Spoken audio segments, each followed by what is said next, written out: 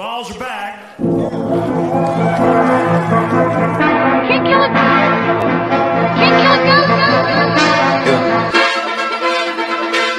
They waiting outside. They flooding the gates, I'm flooding the wrist. Like no, I ain't God. It's Stormy and Scott. It Houston like when he got my brothers with me. We lighting the city on fire. Protect my Achilles, cause they tryna kill me, but I never been so alive. Yeah, whiplash, whiplash, we get whiplash, we get so loud.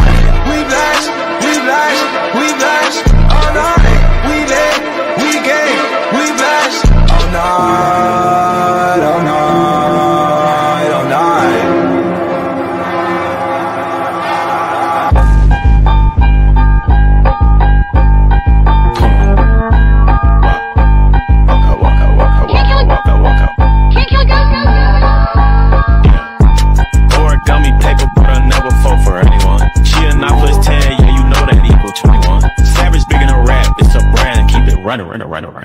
Runner. Drip her out in Bulgari, and she know she bad. I'm like Clyde, she like Bonnie. I came from the bottom, please don't ask me what it took. I got demons in my past, but my angels keep on shook. Man down, man down. I can't hear a sound. Walk out on your block, I hear silence in the slide. Man down, man down. Me and Ryder raise a toast, tryna shadow bend my boy, but you can't kill a ghost.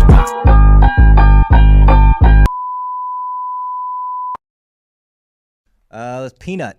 Peanut, how are you, Peanut? Man, I'm not very good. I mean, we just got our tails whipped. Well, I'm sorry. I'm not happy. Are you happy? Well, I'm not happy, but there's nothing I can do about it. I mean, like, what do you want me to do? Just sit here and just throw things? I mean, at some point, like, we are grown-ups. This is a sport played by college kids. Well, you're right, but we did have a week to prepare. And this is what we showed up with. I mean, it looks like Will is still banged up, and now Big Rod's out. I don't know what this rest of this season looks like.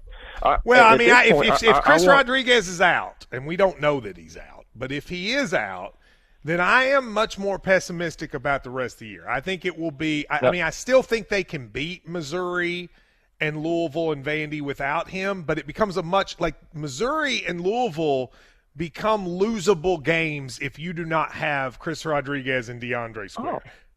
No, that's what worries me the most. But here's the last thing I want to say.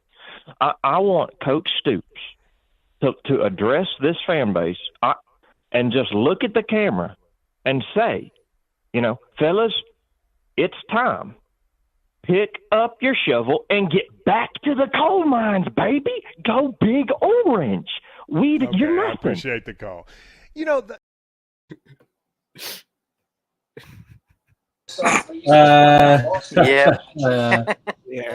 Oh, that is some prime stuff right there. Wait a minute. Who's this guy? Oh no. Oh. Is there a secret identity here? Hold up. What's the deal with that? You better change that immediately. Yeah, hold up. Get back to the coal mines, baby. Go Big Orange. Yep. All right, there we go. All right, now we're in business. Oi, fellow comrades. It is Squidtard here, as well as my boys, Mr. Lucas Sharp and Julio Rodriguez. And welcome back to another episode of the Ball Star Podcast. Got a great one for you guys today, episode 26. We've been doing this for 26 episodes. Ain't that something? No special guest today, unfortunately, but we're going to plan some stuff in the future. Hopefully we can get things rolling on this channel pretty soon. Not expecting a big episode today. There isn't really too much to talk about other than two very large elephants in the room, which we'll get into, of course. But yeah, if this is your first time being here and checking out this podcast, of course, this is not official. We aren't part of any University of Tennessee branding. We're just big-time Tennessee volunteers, and that's what we do on here. So thank you to all of our viewers. Thank you to you guys who are supporting this channel. For every dollar I receive in donation at the end of this stream, I will be doing at least one push-up for every single dollar. So If that is an incentive if that is not an incentive to donate, I don't know what is. So please, if you feel like supporting the channel, by all means, please support the channel. And yeah, of course, shout out to all of our great people here. Andrew the Textbook. Hello, good sir. Glad you got to join us here on the Vol Star podcast. So a lot of great stuff to talk about today, fellas. A lot of big stuff coming up. Anything on your mind today other than the noise in the background? Not really at the moment. Anything Tennessee football or basketball at the moment, other than the big win over Kentucky, Which is very pleasant, very, very pleasant indeed. Yeah, we did have a letdown at home though. So yeah, we'll get to that. Lucas, anything going on with you? No, nothing much. Just school and work stuff. Just the norm. And also, TriStar, he can now say that he's been on the show. All right. Good work. All right. Well, anyway, moving on here. So I guess we'll talk about this first, considering that this time next week it'll be over. But Super Bowl is next week, next Sunday to be exact. Chiefs and the 49ers, I'm guessing that a whopping majority of people are going to try and root for the 49ers, if they aren't rooting for the meteor, that is. So what do you guys think? Who do you all think? Okay, I'll ask this. Who do you all think is going to win rather than who do you all want to win? Chiefs. Unfortunately, I have to agree. I think it's written in the book. It's written in the script. But yeah, I think that honestly, I think the Chiefs will win, but I want the 49ers to win because I hate the Chiefs, but also I want Juwan Jennings to get a ring. I think Juwan Jennings deserves a Super Bowl ring.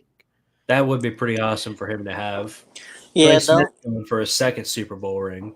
Yeah, the only reason I can't say that is because if the 49ers win, they'll have more Super Bowls than the Cowboys, and I can't have that. Oh yeah, that would be bad. That would be horrible. Maybe not. No. Maybe, I people would be. I can't root for them. It's kind of like me with Tampa Bay. I just can't root for them to go on to win the Super Bowl at any particular reason because, well, I don't want them to have another Super Bowl ring.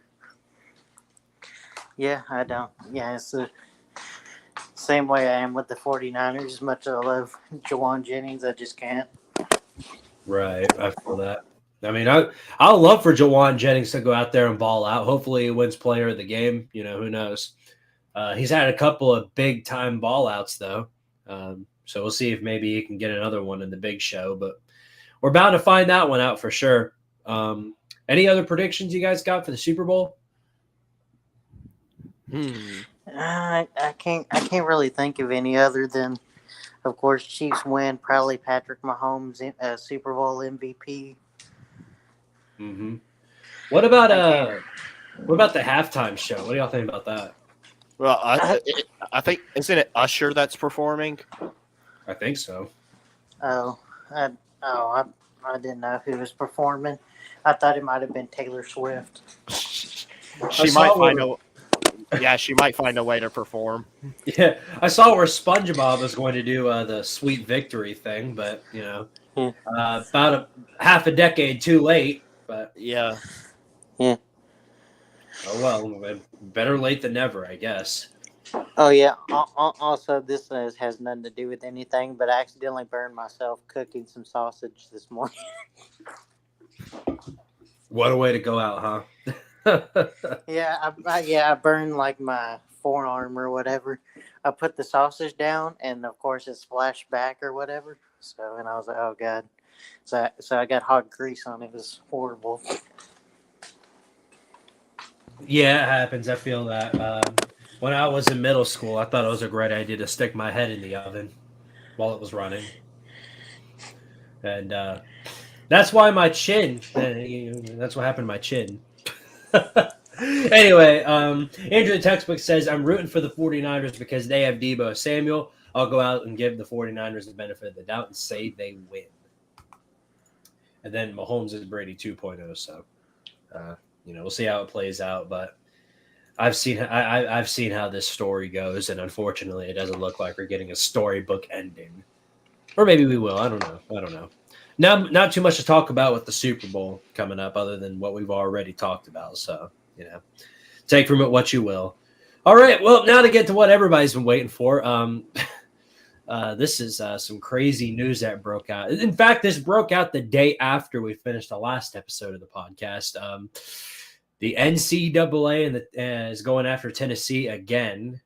This time for, reasons against Nico. You all know the story. I'm sure everybody does. If this were a Wednesday show, the day after all this incidents, we'd have way more to talk about and go more in depth about it. But you guys already know the details, NCAA trying to hammer Tennessee for, NIL violations and rules that weren't implemented until after we committed them.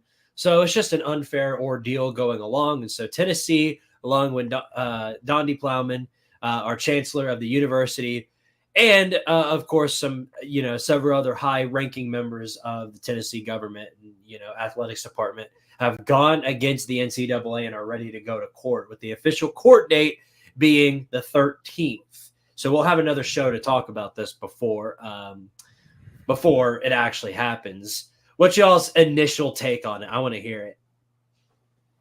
I think it's a load of bullshit, and I think Tennessee's probably gonna, as long as our fan base doesn't mess it up by being too crazy with the arriving at the courthouse, I think we'll more than likely win it.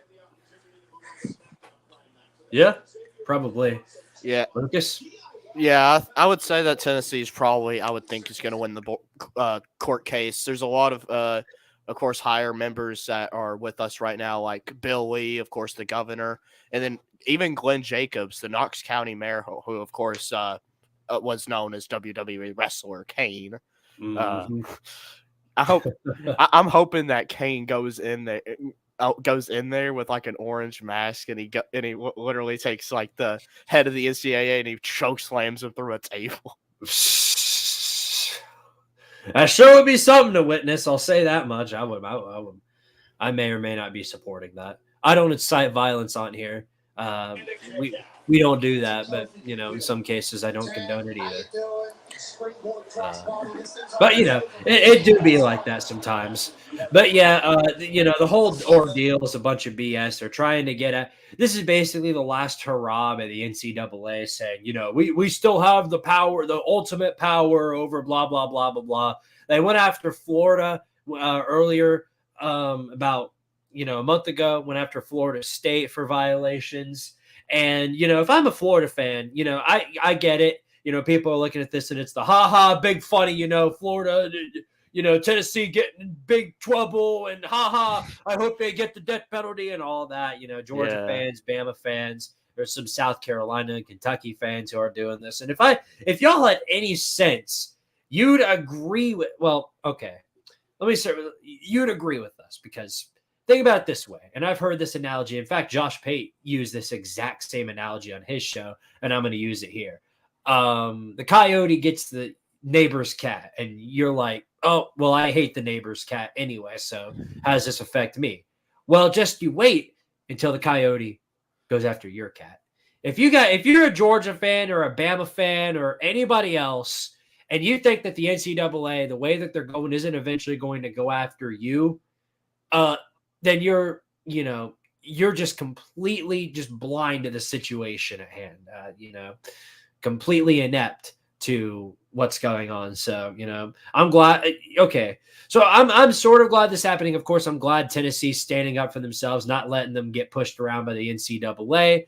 And we can't be we can't be getting pushed around by the NCAA. And I respect that Tennessee is making the moves and making the right decisions. I've heard some people complain about, if the NCAA goes away and Tennessee annihilates the NCAA from the inside out, then we'll have no governing body and it'll be pure anarchy.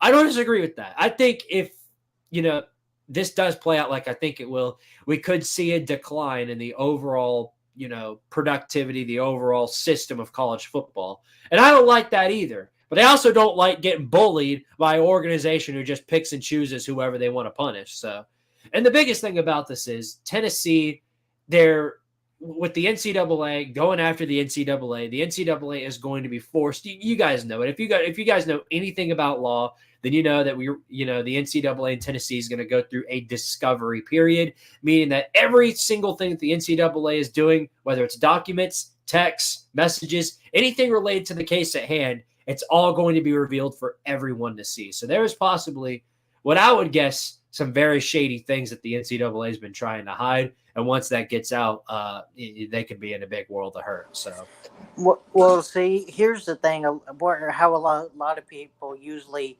get the story about how programs are getting charged with violations or whatever.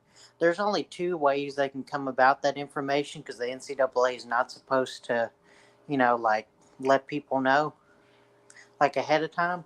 mm-hmm. And the way they do it is they would usually announce it to the team or to that organization and be like, hey, we've been notified of some of your behavior or whatever from compliance officers or that. Or what they'll do is that after they get the stuff from the compliance officers, if they heard something like that, then they'll sometimes report it to someone like Pat Forday or someone like that, and then they'll write an article about it with their information and be like, oh, well, Tennessee did this, this, and this from our sources. Yeah. Stuff like that. Well, Pat Forday has irritable bowel syndrome every time Tennessee's mentioned, so it's no surprise that he was the first one that kind of dropped all this information. And when he did it, I thought it was a gigantic load of crap until everything else came out. And then that kind of confirmed that it's still a giant load of crap, but just not, bull crap. If you get my drift, you guys catch my drift. Okie dokie. Well, yeah. Hopefully things pan out well in our direction. Again, we'll have another show to talk about this, and in that moment, we'll go way more in depth about it. Also, I want to say one last thing before we move on from the subject, is that I think the reason why we were targeted, one of the schools, is one, because we're in the SEC, but I think the main reason we got targeted is because we had just come off violations, of course, under the Jeremy Pruitt era before NIL, and we were in big trouble had we not self-reported and helped them with the investigation, which is the only reason we did that, just so we could fire Pruitt with cause, which I mean is a good reason. Right. But that's the reason we did it. And it kind of saved our program from completely going down the shitter and being on probation and stuff like that.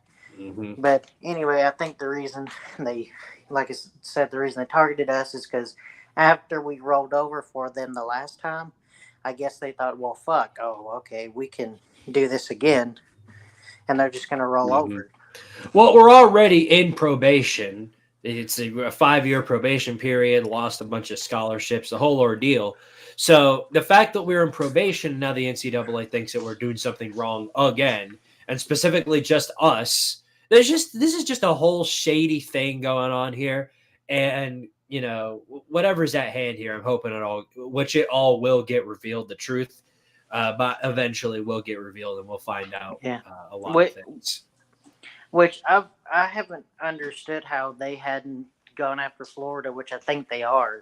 But just surprised. I'm surprised that they hadn't gone after Florida even before that, after the stuff that happened with their defensive tackle, Gervon Dexter, who plays for the Bears. I don't know if y'all know about that story. Where he had signed, he signed an NIL deal, and they give, 15 to 20% of all his earnings for however long. Right. Yeah, future earnings or something like that. And I was like, oh, well, I was like, I don't know. I don't know if they were associated with the Florida NIL collective or if he just signed into a bad agreement who he thought was associated with the university. But after after something like that happened under the University of Florida's watch, I feel like I'm surprised they didn't go after them sooner. Yeah, bro. Well, the ice cream truck came after Julio. Yeah, it's that alarm that I have. That's one crazy alarm. Imagine a burglary. You're trying to go to bed and you just da da da da da da da da da da. Yeah, I'll take a vanilla with sprinkles. Yeah. Oh, so what it is like a thing that lets you know like someone's coming down the driveway. Mm-hmm. Okay. So Yeah. No, I figured yeah, that's what it was. it'll sometimes go off a lot at night because deer or something like that. So if you Right. like pass a certain point of the driveway of our driveway, it'll go off, and so like a possum or a deer will set it off sometime. And so like sometimes at night, if a bunch of deer come across, you'll hear it like go off like 5 times. It Yeah. gets annoying sometimes. I feel that. I feel it. Speaking of ice cream, what a comment from Hudson Dean right here. The only thing Rupp has is good ice cream. It's probably vanilla ice cream. That sounds pretty accurate. All right, well, let's move on here. So let's go ahead and talk about the Lady Vols. So Lady Vols, since our last show, of course, they lost going into the show last week. We touched on that a bit. And since then, 2 straight W's. One against Georgia, which, always good to beat Georgia. To hell with them. So 95-73 in that game. And then I think yesterday, actually, or the day before, the Lady Vols got a dub over Mizzou, 80-69, kind of clutched up. They led throughout the entire game. This team just seems to be kind of, the team just seems to be kind of bipolar. One week they'll look really, really good. They'll win a bunch of games, and then the next they'll just have this terrible looking loss, and you'll wonder like how did things go this bad? But while it's a weird thing going on, it happens. You guys got any thoughts on that? Well, I was wanting to say that I noticed that too, like you said about like it being bipolar. But I was going to say another thing. Did you also see the tweet that someone had sent out? It was like the Lady Vols lead at halftime, 34-466. That was because they made a typo, and I was like dying laughing. Yeah, we need that type of energy for every game. I was gonna bring that up, and people want Kelly Harper fired. Ain't that something? Ain't that a something? Although I will say this about the Mizzou game. Despite the performance, which was a good performance, Tennessee had some pretty good uniforms going on. Take a look at those. Oh, yeah, the Summit Blues. They're really nice. Hard to go wrong with the Summit Blues. I'll tell you that much. I mean, it's really, really hard to go wrong with those. I know there's been like a lot of people who've been wanting to bring like the Summit Blues to like the men's teams, but I just think the Summit Blues should be like a Lady Vols thing. I know our hockey team though, like even though they're not like NCAA affiliated, they have Summit Blue jerseys. Yeah. I saw someone who said that Tennessee football should do like an all blue type of game, and I'm like, that would look really, really weird. Imagine if we did that. We did the Sox against UConn, but imagine if we ducked out in all all Summit Blue. That would be that would sure be something. But yeah, no, I love those uniform combinations. Really nice. And I don't think Julio did because he just left. I guess you don't like the Summit Blues. Oh well. It happens. It happens. So let's see. Yeah, the men's basketball team, they put on I say they put on a good performance, of course, against Kentucky. But since our last show, of course, we had the game against South Carolina, and it was just not good at all. South Carolina pretty much kind of dominated the entirety of the game. Tennessee was never really able to catch up. Eventually, Tennessee had a good run going. I mean, they had a really, really good run going. And then they just kind of, at the end, they just were not able to catch up. You're good, man. It happens. Sorry about that. My thing or whatever, my mom came back in. She had to finally arrive back home. And whenever I went to hug her, I guess I accidentally hit the thing for the mic or whatever, and it wouldn't let me unmute myself. Well, it happens. That's how it do be. Get your ice cream. All right. So, yeah, of course, let's just go over the South Carolina game first. What went wrong against South Carolina? Is it just that they're that good, or did Tennessee just have a rough night? Yeah, I think South Carolina's a good team. I mean, especially on defense. And also, Dalton Connect was literally the only player who showed up that night. You can't win with just one player. Right. Like, he was the only person who showed up that night. The other guys just didn't seem to care. Zakai Ziegler couldn't hit nothing. Josiah couldn't hit nothing. Vescovy couldn't hit nothing. Yeah, That's what I was gonna say too. I just feel like you said, no one bothered to show up, and everyone actually bothered to show up against Kentucky. So, I mean, see what happened. At least they showed up against our biggest rival, I guess. Right, that is true. That's a very, very fair point. Speaking of which, like someone else pointed out, though, Tennessee lost to another unranked South Carolina team when they were number 5. Yeah, no, 5's a cursed number. I think we've established that by now. Just never rank us in the 5th spot. But anyway, things did play out pretty nicely for us, as you can tell by this image right here. This is a great representation of what we did against Kentucky. Send them right straight back to the coal mines. Go Big Orange. Pick up your shovel and go back to the coal mines, baby. What a great night that was. Yeah, Tennessee puts up a 100 burger on Kentucky in their home court. 103-92, the final score of that game. Pretty much everything that went wrong in the South Carolina game went right in the Kentucky game. And, of course, Connect had another explosive game, and then everybody else tagged along with them. Just a great game. That was the first time someone has scored 100 on Kentucky at Rupp since 2008. And I bet y'all won't be able to guess who the last team to do it was. I'll give you a hint. It was in their season opener, and it wasn't against the SEC team. I know who it is, but can you guess Squid? Does Squid know who it is? No. But I guess it's worth taking a shot in the dark and saying just somebody. Is it a basketball blue blood, or is it just some random jamoke? No, it's a random school. Like, you wouldn't guess it. I'll give you another hint. They're in Virginia. Oh, Virginia. It's not one of the, it's not one of the main, it's not one of the, West Virginia. Obviously, it's not West Virginia. Not one of the ACC schools, is it? No. Shoot. That's tough. Yeah, you got me. Just spill it. It's a Virginia Military Institute.